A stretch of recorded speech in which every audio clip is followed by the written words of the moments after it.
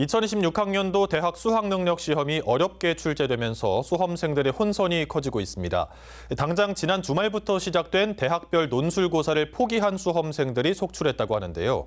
전문가들은 이럴 때일수록 최저학력 기준 충족 여부를 살펴보고 그 이후 대학별 고사에 집중할지 정시 모집에 집중할지를 결정하라고 조언했습니다.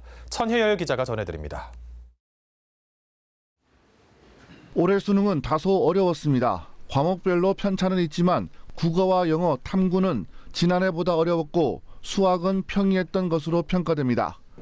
실제로 EBS가 수험생들을 대상으로 체감 난이도를 조사한 결과 응답자의 85.4%가 어려웠다라고 답했습니다. 보통이었다는 11.3%, 쉬웠다라는 응답은 3.2%에 불과했습니다.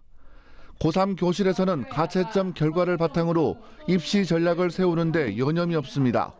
영역별 예상 점수와 등급을 따져보며 합격의 길을 찾고 있습니다.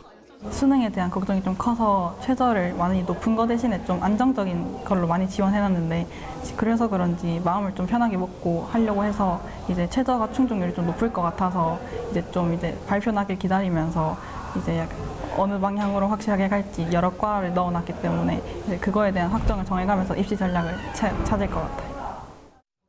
수능이 어렵게 출제되면서 당장 지난 주말부터 시작된 대학별 논술 고사의 실질 경쟁률이 크게 떨어졌습니다.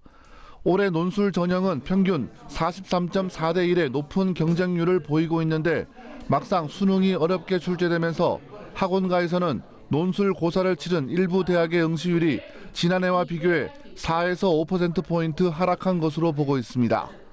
수능 최저학력 기준을 충족하지 못한 수험생이 시험 자체를 포기했기 때문인 것으로 분석됩니다. 전문가들은 수능 최저학력 기준 충족 여부와 상관없이 논술 고사에 응시해야 한다고 조언합니다. 입시기관들이 내놓은 등급 컷과 실제 등급 컷이 다를 수 있고 아무리 최저학력 기준을 채우지 못했다고 하더라도 논술 응시 경험이 다음 입시에 도움이 될 수도 있기 때문입니다.